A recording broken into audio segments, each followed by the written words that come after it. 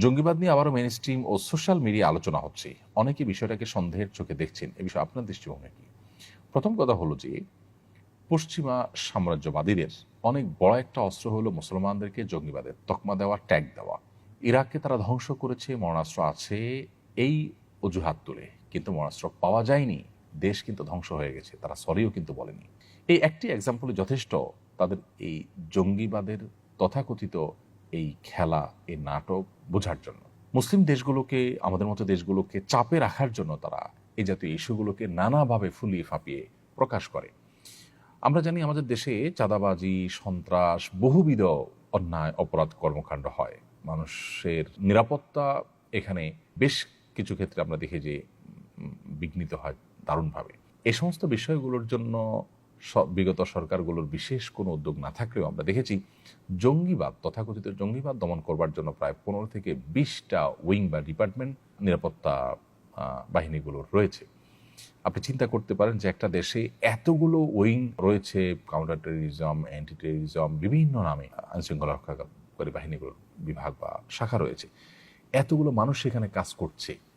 দেশে কি আসলে মানে জঙ্গিবাদের বাম্পার ফলন হয়েছে যে এত ডিপার্টমেন্ট কাজ করতে হচ্ছে, এতগুলো উইং থাকতে হচ্ছে, এতগুলো ফোর্স সেখানে কাজে লাগতে হচ্ছে? আমরা তো কোনো ঘুষ প্রতিরোধ এর জন্য এরকম কোনো বিশেষ 2-4টা বাহিনী করতে দেখিনি।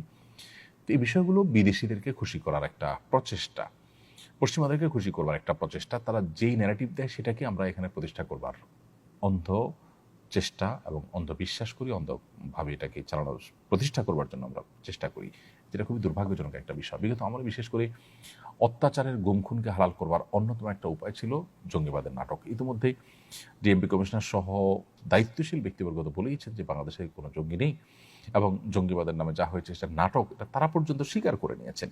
এবং বহু মানুষ যারা গুমখুনের শিকার হয়েছেন তাদের জবানবন্দিগুলো আমরা জানি, আয়নাঘরে রাখা থেকে নিয়ে বিভিন্ন বিষয়গুলো, এগুলোর জন্য জঙ্গিবাদকে একটা উজাদ হিসেবে ব্যবহার করা হয়েছে। অতএব সেটাকে নতুন করে ফিরিয়ে আনার চেষ্টা যে বা যারা করছেন তারা পুরনো সেই খেলাকে আবার বাংলাদেশে মঞ্চস্থ করার চেষ্টা করছেন। বাংলাদেশের মানুষ খুবই সচেতন এখন এই জিনিসগুলোর সব জারি জড়ি তারা বুঝে গেছেন যে জঙ্গি বিরোধী অভিযানের নামে যে নাটক করা হয়েছে সেই নাটকগুলো এখন সবার কাছে দিনের আলোর মতো পরিষ্কার। কোরআন হাদিসের বই পুস্তক পাওয়ার পর সেটা ছবি দিয়ে জঙ্গিবাদী বা জেহাদি বই পাওয়া গেছে বলেও আপনার অভিযোগ করতে দেখা গেছে। জেহাদি বই থাকা কি কোনো দোষের কিছু? টনি ব্লেয়ার যদি ক্রুসেডের ঘোষণা দিতে পারেন, খ্রিস্টানদের ধর্মযুদ্ধের ঘোষণা দিতে পারেন, তাহলে মুসলমান জেহাদি চেতনা লালন করলে সমস্যাটা কোথায়? কোরআন এবং হাদিসে জিহাদের কথা আছে, তাহলে আমাকে কোরআন হাদিসকে বাদ দিব?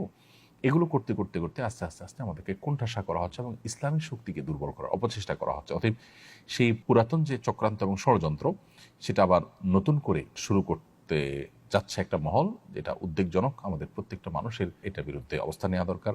বিশেষ করে মানবাধিকার বিষয়ক যে জাতিসংঘের যে কমিশন হতে যাচ্ছে, সেই কমিশনের বিরুদ্ধে জনগণ নানাভাবে তাদের মতামত ব্যক্ত করছেন। এরকম একটা সময় মানুষের দৃষ্টিকে অন্যদিকে ফেরাবার জন্য এটা করা হচ্ছে কিনা, যুক্তরাষ্ট্রের সঙ্গে যে নিরাপত্তা চুক্তির কথা শোনা যাচ্ছে সেটা বাস্তবায়নের দ্বার প্রান্তে। অতএব যেটার যৌক্তিকতা তৈরি করার কোনো চেষ্টা করা হচ্ছে কিনা এই সমস্ত ঘটনার মাধ্যমে, সেটা খতিয়ে দেখা দরকার। দ্বিতীয় বিয়ের কনের সঙ্গে বিয়ের সময় এই মর্মে চুক্তি হয় যে বর বউয়ের কোনো আর্থিক দায় দায়িত্ব পালন করবে না। এই শর্তের ভিত্তিতে বিয়ে করা জায়েজ হবে কিনা? বিয়ে হয়ে গেলে আর্থিক দায়িত্বের বিধান কি? এই টাইপের বিয়েকে এখন আরব বিশ্বগুলোতে বিশেষ করে জাওয়াজে মিসিয়ার তারা বলে, বা মিসিয়ার বিয়ে হিসাবে তারা আখ্যা দেয়। যদি কোনো স্ত্রী নিজে থেকে বলে দেন যে আমি আমার যে ভরণ পোষণের ব্যাপার আছে সেটা থেকে আমি আমার স্বামীকে দায়মুক্ত করে দিলাম, স্বামীকে যদি তিনি দায়মুক্ত করে দেন তাহলে সেক্ষেত্রে এটা জায়েজ আছে, এটা না জায়েজ কোনো বিষয় নয়। আমরা নবী করিম সাল্লাল্লাহু আলাইহি ওয়াসাল্লাম স্ত্রীদের মধ্যে একজন স্ত্রীর ক্ষেত্রে আমরা জানি যে তিনি নবী সাল্লাল্লাহু আলাইহি ওয়াসাল্লামকে তার হক আদায়ের ক্ষেত্রে তার যে অন্য স্ত্রীদের সাথে সমান্তরালভাবে তার যে সাথে রাত্রি যাপন করা, তার সঙ্গে দিন কাটানো, এটার যে দায় নবী সাল্লাল্লাহু আলাইহি ওয়াসাল্লামের ছিল স্বামী হিসেবে তার প্রতি, এটা থেকে তিনি নবী সাল্লাল্লাহু আলাইহি ওয়াসাল্লামকে মুক্ত করে দিয়েছেন এবং নবী সাল্লাল্লাহু আলাইহি ওয়াসাল্লাম সেটাকে অ্যাকসেপ্টও করেছেন। অতএব বিয়ের আগে থেকে যদি এরকম কোনো শর্ত দেওয়া হয় এবং উভয় যদি সেটার উপর সম্মত হয় তাহলে সেটি জায়েজ রয়েছে।